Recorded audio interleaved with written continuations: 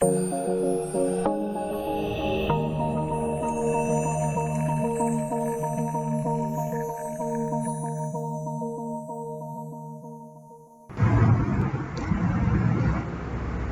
Assalamualaikum warahmatullahi wabarakatuh. Selamat pagi semuanya. Salam budi luhur. Bertemu lagi dengan saya, Zabel Perkasa, di video perkuliahan mata kuliah Desain dan Analisis Algoritma, pertemuan ke-12 yang akan membahas tentang strategi berbasis pencarian pada state space. Nah, jadi minggu kemarin kan kita udah ngebahas nih tentang strategi solusi langsung. Itu merupakan salah satu kelompok dari strategi algoritmik ya. Nah, sekarang kita akan masuk ke kelompok yang kedua, yaitu tentang strategi berbasis pencarian pada state space. Yang akan kita bahas pertama kali yaitu tentang algoritma rekursif. Jadi algoritma rekursif ini merupakan algoritma yang memanggil dirinya sendiri. Jadi dari sebuah algoritma, di dalam algoritma itu ada namanya sendiri. Jadi dia memanggil dirinya sendiri. Algoritma rekursif ini dapat juga berupa sebuah algoritma A jika memanggil algoritma B, tapi di algoritma B itu ada juga pemanggilan algoritma A-nya, jadi pemanggilan secara tidak langsung. Jadi bisa secara langsung ataupun tidak langsung. Kalau langsung dia di dalam algoritma itu ada dirinya sendiri, tapi kalau yang tidak langsung itu dipanggil dari algoritma lain. Jadi algoritma tersebut dipanggil dari algoritma lainnya. Nah, sifat dari algoritma rekursif adalah memiliki kasus sederhana yang dapat langsung disederhanakan, atau nama lainnya adalah base case.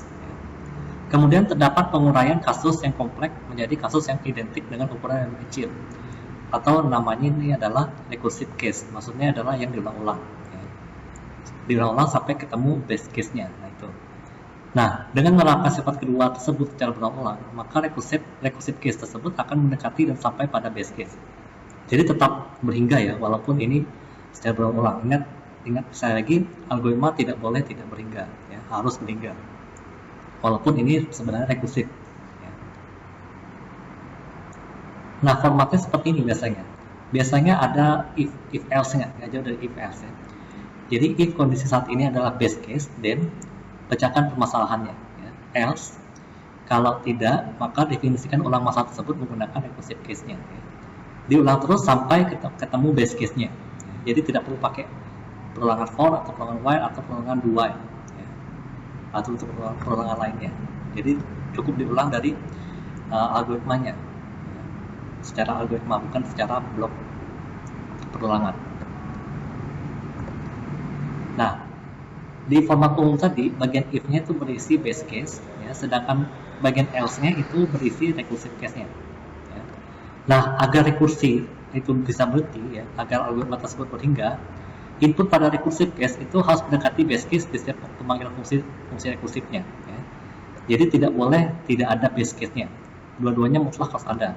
Kalau tidak ada base case-nya, maka algoritma tersebut tidak akan berhenti ya. Itu bukan algoritma namanya, tapi ya selain algoritma lah. Sedangkan sifat algoritma tersebut adalah harus berhingga ya, walaupun berulang-ulang dijalankan. Contoh program pertama itu membahas faktorial ya. Jadi faktorial ini mempunyai base case yaitu 0 faktorial nilainya 1 ya, itu base case-nya. Sedangkan recursive case-nya adalah n faktorial itu nilainya sama dengan n kali n-1 faktorial. Nah, di sini perhatikan di ruas kiri recursive case itu adalah faktorial, di sebelah kanan pun ada faktorialnya ya. Faktorial dan faktorial ketemu jadilah itu rekursif ya. Nah, recursive case ini akan diulang hingga n-nya mencapai nilai 0 yang merupakan base case-nya. Nah, secara matematis hal tersebut dapat dituliskan n faktorial itu nilainya 1 jika n-nya sama dengan 0. Jika n lebih besar dari 0, maka nilainya adalah n kali n-1 faktorial ya. Nanti di semester depan di mata kuliah matematika komputasi lanjutan kalian akan mempelajari bagaimana cara mengonversi rekursif ini menjadi versi non rekursifnya. Caranya bagaimana itu nanti kalian belajar di semester 4 ya, di mata kuliah matematika komputasi lanjutan. Nah, ini contohnya saya akan kalian ketikkan ya, di pause dulu kemudian diketikkan lalu jalankan ya.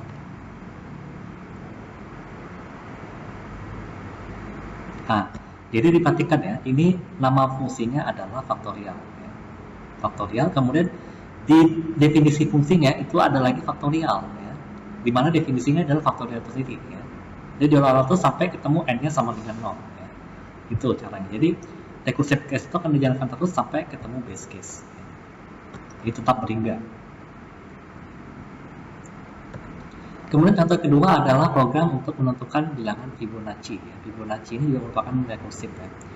Base case-nya kalau fungsi bilangan Fibonacci ini ada dua, yaitu F1 itu 1 dan F2 itu 1 ya. Jadi kalau udah ketemu N-nya kurang dari 1 sama dengan 2 maka stop ya.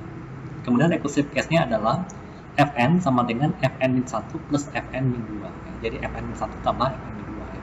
Diulang terus sampai N-nya bernilai 2 ya. Nah, secara matematis hal tersebut juga dapat dituliskan sebagai berikut ya. Fn itu nilainya 1 kalau N-nya 1 atau 2, dan kalau N-nya lebih besar dari 2 maka nilainya adalah Fn-1 plus ada Fn-1 tambah Fn-2 ya. Kalau N-nya lebih besar dari 2 seperti itu. Nah, ini programnya, silakan di pause kemudian ketikkan ya. Lalu coba jalankan.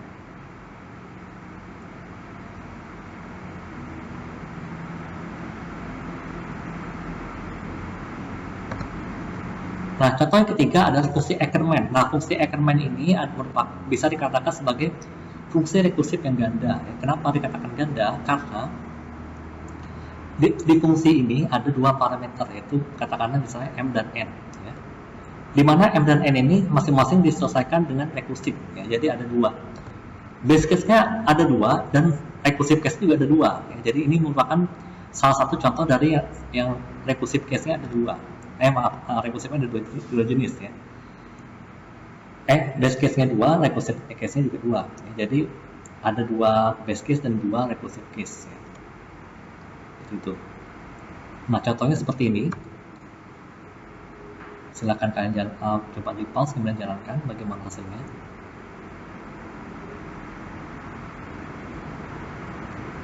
Nah, mungkin kalian agak bingung, Pak, kenapa kalau MN-nya, padahal MN-nya kecil loh padahal Pak, tapi kok dia langsung error gitu tiba-tiba jalankan.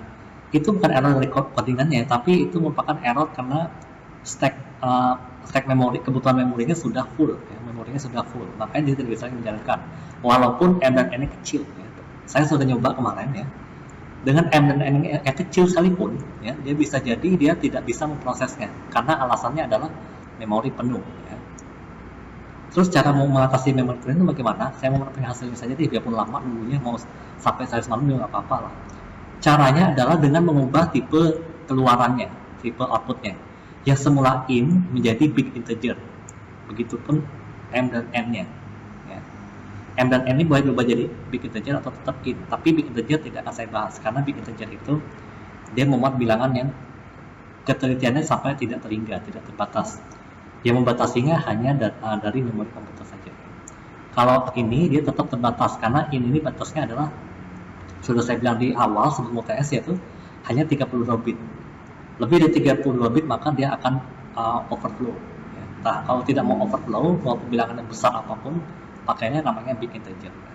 Tapi big integer karena terlalu kompleks maka tidak akan saya bahas di sini. Ya.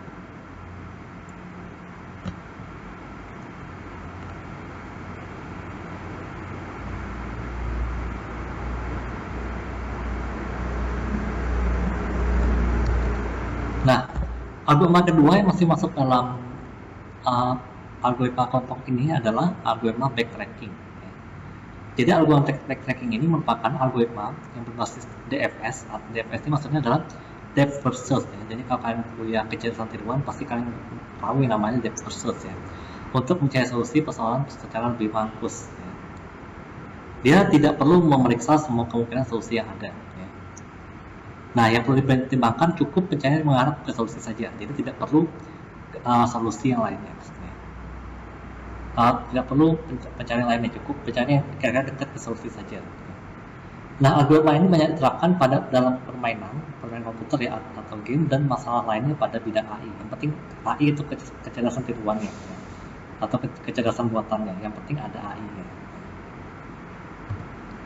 Nah, properti umum dari algoritma backtracking itu ada solusi persoalannya. Ya. Ini biasanya dinyatakan dalam bentuk vektor n-tuple. Ya. N-tuple katakanlah misalnya x ya, di mana x itu anggotanya dari x1 sampai xn, di mana xi itu adalah himpunan dari si. Ya. Tapi ada kemungkinan bahwa s1 itu sampai sn itu sama. ada kemungkinan sama. Kemudian ada fungsi pembagi nilai TK untuk XK-nya. Kemudian ada fungsi pembatas atau fungsi kriteria. Ya. Ini dinyatakan sebagai B, X1 sampai XK. Ya. Nah, yang dicari solusinya adalah menentukan apakah X1 sampai XK itu mengarah ke solusi. Jadi itu penyelesaiannya. Ya. Jadi sebenarnya algoritma ini mencari solusi atau tidak. Ya. Seperti itu. Nah, prinsip pencarian solusi dengan menggunakan algoritma backtracking ini adalah dicari dengan membentuk lintasan dari root ke leaf. Ya. Jadi kayak ini, kayak root ya, root kayak tree ya, kayak pohon. Dia mengikuti aturan DFS atau depth first search. Kemudian ada ketentuan bahwa simpul-simpul sudah dalam petik dilahirkan itu namanya live node. Ya. Kemudian live node itu yang sudah diperluas namanya adalah inode atau kepanjangannya adalah expand node. Kemudian setiap inode itu diperluas, maka lintasan yang dibangun akan bertambah panjang. Ya. Nah, jika lintasan tersebut tidak mengarah ke solusi, maka inode tersebut akan di-kill sehingga menjadi dead node. Ya. Kemudian fungsi untuk melakukan kill terhadap inode adalah fungsi pembatas. Ya. Dan yang ketiga adalah dead node itu tidak akan pernah diperluas lagi. Namanya juga sudah mati, ya, jadi tidak boleh lagi diperluas. Ya. Nah, yang masih hiduplah yang boleh diperluas, ya, seperti itu.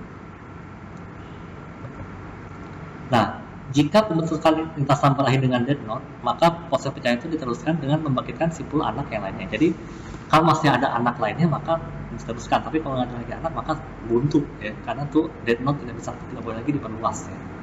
Nah, kalau tidak ada lagi simpul anak yang dapat dibangkitkan, maka pencarian solusi ini dilanjutkan dengan melakukan backtracking ke live node terdekat atau simpul parent akan menjadi inode yang baru. Jadi ketika anaknya habis, maka dia akan naik tingkat dulu, ya. Naik tingkat, dan dicoba diperluas, kalau bisa maka lanjutkan. Ya. Nah, pencarian dihentikan kalau telah ditemukan solusi atau tidak ada lagi live node untuk backtracking. Jadi dia maju, kemudian kalau tidak bisa maju maka dia akan mundur. Ya, seperti itu. Kalau tidak bisa lagi mundur, maka stop. Ya. Bisa jadi ada solusinya, bisa jadi tidak ada. Ya, seperti itu. Contoh persoalannya adalah tentang pada permainan catur, yaitu persoalan n queen problem, ya, atau permasalahan n menteri. Ya. Queen itu menteri maksudnya. Kalau dia di catur, queen itu menteri, atau kalau bahasa bebasnya adalah ratu. Kalau kalian mungkin lebih nyebutnya ke menteri. Ya. Diberikan sebuah papan catur, ukurannya adalah n kali n, dan sejumlah ratu atau menteri atau queen. Ya. Permasalahannya adalah bagaimana cara menempati seluruh queen sehingga tidak ada dua atau lebih queen yang terletak pada baris, kolom, atau diagonal yang sama. Ya, seperti kalian tahu ya, bahwa queen itu geraknya bebas, ya. Bisa horizontal, bisa vertikal, ataupun bisa diagonal dengan jumlah langkah berapapun. Nah, masalahnya adalah bagaimana agar setiap queen itu tidak bertemu satu sama lain di path-nya, di jalurnya, jalur pergerakannya. Ya. Nah, contoh solusi untuk papan catur yang ukurannya adalah 8x8 dan juga 8 luas queen, itu bisa dilihat di gambar itu. Ada dua kemungkinan solusi, tapi saya bukan cuma dua ini aja. Kalau saya yakin cuma dua ini aja. Bisa jadi ada lebih banyak solusinya. Ya. Tapi sayangnya, mohon maaf, ini saya tidak menemukan contoh programnya. Ya. Belum memuaskan saya ya, karena takutnya kalian nggak paham. Ya. Makanya saya tidak sertakan contoh programnya. Kalau kalian ketemu, silakan kalian coba ketikkan dan jalankan sendiri. Oke, jadi pertemuan kalian cukup sekian. Ya, sampai jumpa lagi di pertemuan berikutnya. Mohon maaf kalau ada salah-salah kata. Saya tidak berkata, mohon undur diri dulu. Sampai jumpa di pertemuan berikutnya. Assalamualaikum warahmatullahi wabarakatuh. Salam undur diri dulu.